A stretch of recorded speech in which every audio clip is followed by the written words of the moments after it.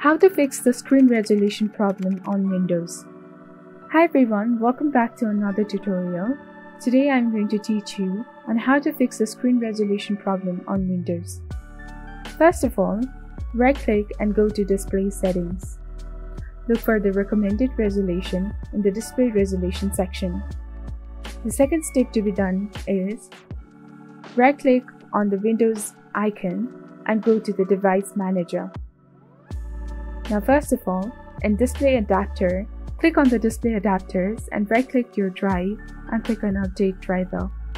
Then click on Browse My Computer for drivers and select the option of Let me pick from the list of available drivers on my computer. And then click and try all the drivers one by one. Another way is to click on the monitor, select your generic monitor and update the driver. If you still have issues, please go and update your Windows by clicking Windows Update Settings and check for updates and install them.